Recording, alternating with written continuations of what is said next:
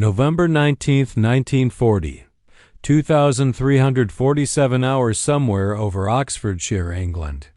Unteroffizier Kaspar Sondermeister adjusted his throttles, keeping his Junkers WWII steady at 16,500 feet as he neared the industrial area around Birmingham. The night was clear, perfect for navigating by the radio beam guiding Campfish 54 toward its target. Sondermeister had flown 17 combat missions over Britain since September. He knew the dangers: anti-aircraft fire, occasional searchlights, but the British night fighters were weak. Blenheims mostly drifted around in the dark, hoping to find a bomber by chance. His radio operator called the beam intersection, confirming their location. 20 minutes to target. Sondermeister began descending through clouds, emerging at 15,000 feet in clear air. He never saw the British fighter. Below, matching his speed exactly, Flight Lieutenant John Cunningham of 604 Squadron placed his Bristol Beaufighter in the bomber's blind spot. His radar operator, Sergeant C.F. Ronley, guided them using the new WWII Mark IV radar, giving ranges and directions through the intercom. Steady, 300 meters, 250, steady. Cunningham pulled up slightly, close to 180 meters, and fired. 4 20mm Hispano cannons shot simultaneously, not spraying bullets but a solid wall of explosive shells. The WWII exploded instantly, not catching fire or smoking first. The bomber broke apart mid-air, burning wreckage spiraling down near Wittering at 0035 hours. 2 crews survived for questioning. They said they saw nothing, no warning, just sudden destruction. Sondermeister and 2 others died in what became the first confirmed radar-assisted kill using the new British weapon. Germans were learning, night by night over England, that the RAF solved night fighting not with better pilots or braver crews, but with a mix of technology and firepower that made darkness useless. The Beaufighter wouldn't just challenge German bombing tactics. It would make night raids so costly that by spring 1941 the Luftwaffe would mostly stop them. The first Beaufighters joined RAF service in September 1940, sent to 604 Squadron and 29 Squadron while the Battle of Britain still raged. German intelligence got photos and agent reports of a new British heavy fighter bigger than anything flying then. Luftwaffe analysts studying the little info they had through November wrote reports that seemed reasonable. The plane was huge, with a wingspan of 17.63 meters and empty, weighed about 6,800 kilograms. It was heavy and slow compared to single-engine fighters. What they didn't understand was that didn't matter. The Beaufighter wasn't made for dogfighting. It was built to carry high radar, carry powerful weapons, and destroy bombers at night. But these facts stayed unclear until German crews faced them in battle. Mann-Führer Hoffmann, flying with Campfish 1 from Melun, France, recalled his squadron's first contact with the new plane in post-war interrogation records captured by Allies. The fight happened during a Liverpool raid in early December 1940. Hoffmann finished his bomb run and turned for home at 18,000 feet when his dorsal gunner saw something passing above. Gunfire from what looked like another bomber. Standard evasive moves, Hoffmann thought. He turned sharply right, descending. The tracers weren't the danger, they were the warning. What happened next was something Hoffmann had never faced. His Henschel He-111's port wing simply folded upward. No slow fire, no gradual damage. The wings separated from the fuselage as if cut by a huge blade. The plane rolled upside down and went into an uncontrollable spin. Hoffmann managed to bail out at 8,000 feet. His crew did not. During debriefing at a British POW camp, he said the encounter lasted maybe 3 seconds from the first tracer to the structural failure. The interrogating officer noted that Hoffmann seemed truly confused about what hit him. The technical reasons became clear later through analysis of crashed Beaufighters and German studies of wreckage from planes destroyed after battle. German engineers found a weapon setup that seemed almost extreme. 4 Hispano Mk2 20mm cannons were mounted close together under the nose, supported by .303 Browning machine guns in the wings. But the cannons were key. Each Hispano fired a 130-gram shell at about 880 meters per second. Each shell had 11 grams of high explosive and a fire rate, around 600 rounds per minute. A 2-second burst from all 4 cannons sent roughly 80 explosive shells into the air in front. 80 shells, each able to punch through aluminum frames, cut control cables, ignite fuel, or tear apart the aircraft. German bomber crews learned this the hard way. A Henschel He-111 might take dozens of rifle-caliber bullets from a Blenheim and still limp home. It could not survive 4 synchronized 20mm cannons. More importantly, the cannons were lined up under the cockpit. All 4 barrels were only centimeters apart. No convergence angle was needed, no range adjustment. The shells flew almost in a cylinder from 100 meters to 400 meters. A pilot aiming at a target could fire at almost any distance and hit the same focused area. This was unlike wing-mounted guns, which needed convergence where bullets met at specific distances. The Beaufighter solved that problem completely. Oberstleutnant Victor von Lossberg, commanding elements of Luftwaffe 3, circulated a tactical report in January 1941, based on combat reports and interrogation of crews who survived encounters with the new British fighter. The document, captured after the war and now in German archives, described the threat clearly. The new British heavy fighter was a major danger to night operations. Aircraft attack reported no warning before cannon fire hit. Defensive guns seemed useless. Many planes suffered catastrophic structural failure from brief attacks. Standard evasive moves offered no protection. The report continued with uncomfortable facts. Previous British night fighters, mainly Blenheims, managed roughly 2% interception rates during summer and fall 1940 raids. The new plane, called the Beaufighter by the British, was changing that. In November 1940, German bomber losses over England were 14 aircraft. By December, losses rose to 28. January 1941 saw 41 bombers fail to return. The increase wasn't because of better anti-aircraft defenses or weather. It was caused by systematic interceptions German crews couldn't see until weapons fire destroyed their planes. The defensive weapons were a particular problem. Beaufighters attacking from below and behind, in the bomber's blind spot, could fire without being seen. German bomber crews flying Henschel, He-111s and Junkers, WWII had dorsal gunners to defend the rear, but night fighting was sudden and close. Often, the first sign of a Beaufighter was cannon shells hitting the plane. Defensive gunners had no chance to shoot back because they never saw it coming. The bomber's only clue was a brief flash of gunfire, and by then, the aircraft was already dying. Hauptmann Ernst Boundart, who survived being shot down over Kent on January 12, 1941, described the experience in his interrogation. He had been flying as formation leader in a group of 6 He-111s returning from a Portsmouth raid. The night was clear, visibility excellent. His plane was at 15,000 feet, on steady course toward France. The attack came without warning. His port engine burst into flames. The wing failed, and the aircraft began breaking apart. He ordered the crew to bail out and jumped at 12,000 feet. 3 crew members escaped. The rest died when the fuselage split in 2. "I saw nothing until impact," Boundart said during questioning. "No searchlights, no tracers, no enemy fighter.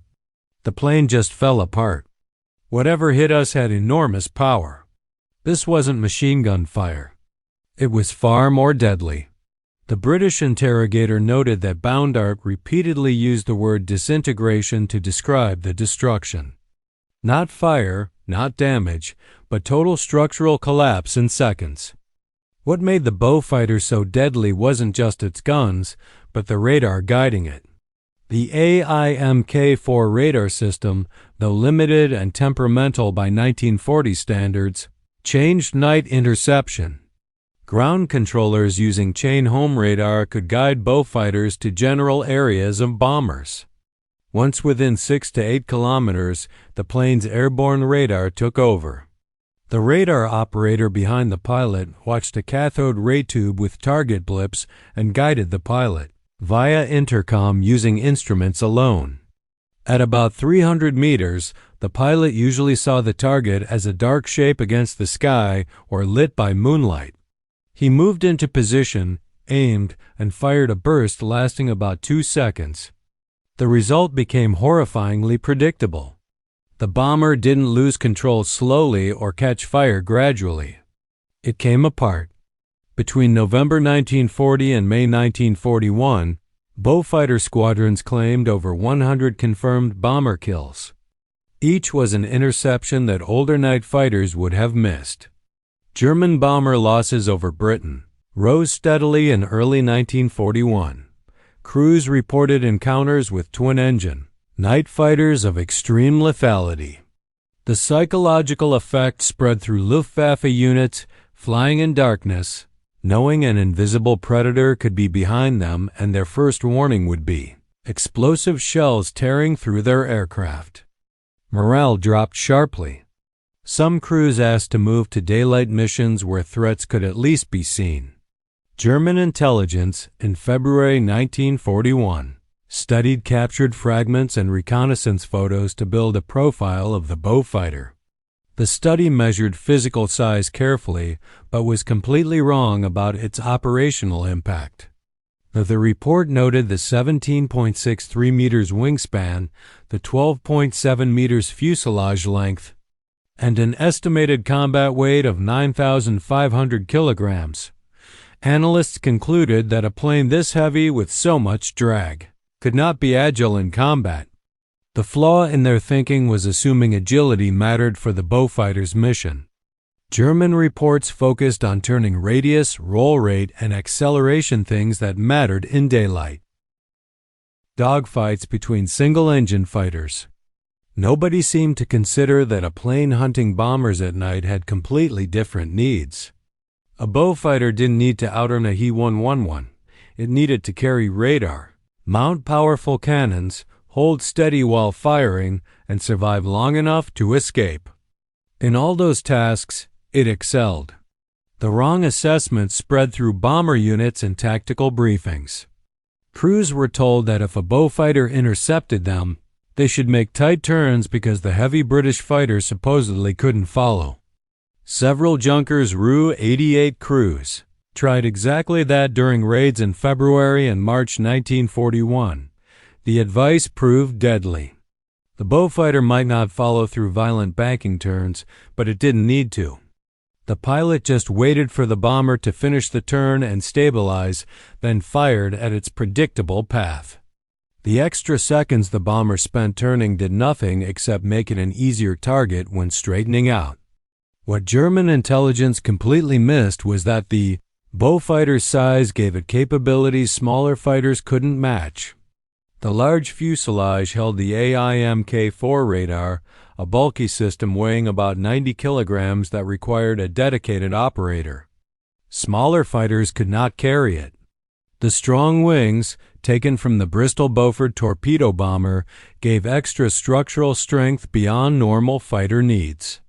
This meant the Beaufighter could dive at high speeds without braking, absorb damage that would destroy lighter planes, and carry weapons loads, making it almost a flying artillery unit. By April 1941, German reports showed clear patterns. Bombers attacked by Beaufighters rarely survived. Many pilots said they were intercepted, fired all defensive guns, tried evasive moves, and still died because the British firepower was overwhelming. The kill-to-damage ratio was extreme. Encounters with single-engine fighters might leave planes damaged but able to return home. Beaufighter attacks usually ended in total loss. The night of May 19 to 20, 1941, showed both the Beaufighter's lethality and its effect on German missions. The Luftwaffe sent over 500 bombers in its last major raid on London, trying to break British morale. RAF night defenses, now including several Beaufighter squadrons with improved radar, met them. By morning, 26 German bombers were destroyed. 24 kills went to British night fighters, mostly Beaufighters. Anti-aircraft fire accounted for only 2. The math was brutal. A 5% loss rate in one night, mostly from fighter attacks, was unsustainable. Worse, crews returning reported something that scared commanders even more.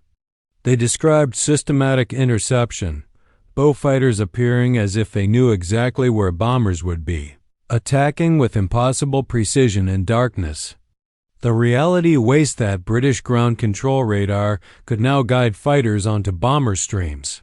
That airborne radar allowed careful tracking, and that concentrated cannon fire left almost no chance to survive. General Feldmarschall Albert Kessler, leading Luftwaffe II, received operational reports all through May 1941 showing an unsustainable situation. Bomber losses had risen from 2% in November 1940 to over 5% by May 1941. More importantly, these losses weren't scattered across many missions. They were concentrated in the final approach to targets during the most critical part of operations, caused by an enemy who could see in the dark and destroy planes in single firing passes. The decision to largely stop strategic night bombing of Britain in late May 1941 wasn't only about the upcoming invasion of the Soviet Union. It was also an admission that the losses were too high. German bomber strength was limited. Training replacement crews took months. Losing 5% of a strike force every night meant their operational ability would collapse in weeks. The Beaufighter had made night bombing unsustainable. Flight Lieutenant John Cunningham, the pilot who scored the first reader-assisted kill on November 19, 1940, became the most famous British night fighter pilot of the war. By May 1941, he had 14 confirmed kills, all at night, all flying Beaufighters with his radar operator, Jimmy Ronley. The British press, wanting to explain his success without revealing radar, made up stories about exceptional night vision from eating carrots. Cunningham got the nickname Cat's Eyes for the rest of the war, knowing the real reason for his kills was technology and teamwork. But Cunningham's success was just one pilot and one squadron. By spring 1941, multiple Beaufighter squadrons were active. 604 Squadron, 29 Squadron, 25 Squadron. 219 Squadron, 600 Squadron, 13 squadrons in total were flying Beaufighters by mid-1941. Each squadron scored regular kills, making German bomber operations more dangerous every time. The combined effect created a defensive system the Luftwaffe could not overcome. German planners realized this by summer 1941. Captured Luftwaffe documents show clear conclusions that night bombing Britain had become operationally useless. Losses were higher than sustainable rates. Crew morale was dropping. Most importantly, the British defensive system improved faster than German tactics could adjust. The documents recommended moving bomber strength to the Eastern Front, where Soviet night defenses were nearly absent. The strategic effect went beyond just kills. Every Beaufighter scrambled, even if it did not score a kill, influenced German operations. Bomber formations changed course when fighters were seen. Raids were sometimes canceled entirely when interception seemed likely. The psychological effect of knowing British fighters could find you in darkness and kill effectively made crews nervous, flew in looser formations, and bombed less accurately. The Beaufighter didn't need to shoot down every bomber. It just needed to make every German pilot fear British airspace. By late 1941, the Beaufighter proved itself beyond night fighting. Coastal Command used it for anti-shipping missions, finding that the same 4 cannons that destroyed bombers could devastate merchant ships and escorts. In the Mediterranean, Beaufighters operated in many roles, from night interception to ground attacks. In the Pacific, Australian and British squadrons used them against Japanese shipping and airfields. Each theater confirmed what German bomber crews learned first: concentrated, precise firepower was more valuable than any other trait. The final numbers told a story of German skill crushed by British technical innovation.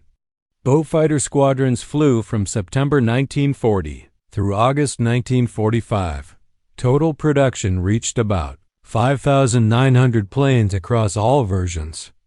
Confirmed kills exceeded 5,700 enemy aircraft, mostly bombers destroyed at night. In anti-shipping roles, Beaufighters sank or damaged over 600 ships totaling more than 1 million tons. The cost was high: over 800 Beaufighters lost in combat and roughly 2,000 crew killed or captured, but the exchange ratio remained overwhelmingly favorable. For German bomber crews who survived, the Beaufighter was a turning point. Hauptmann Ernst Baumgarten, shot down in January 1941, said in post-war interviews that his loss convinced him the war was unwinnable. If the British could find us in darkness and destroy us so efficiently, nowhere was safe, not at night, not at altitude, not in clouds. They had solved a fundamental problem of air warfare, and we had no answer. His view proved correct. By May 1941, large-scale night bombing of Britain had effectively stopped, not because Germany lacked bombers, but because British defenses made missions too costly. The irony was complete. German intelligence had dismissed the Beaufighter as heavy and slow, thinking those were weaknesses. They were actually traits of an aircraft optimized for a specific mission. The Beaufighter carried radars smaller fighters couldn't hold. It mounted cannons with firepower unmatched by any other plane. It had strong structures allowing tactics lighter aircraft couldn't use. And it delivered all this against targets German bombers couldn't see until explosive shells ended their missions.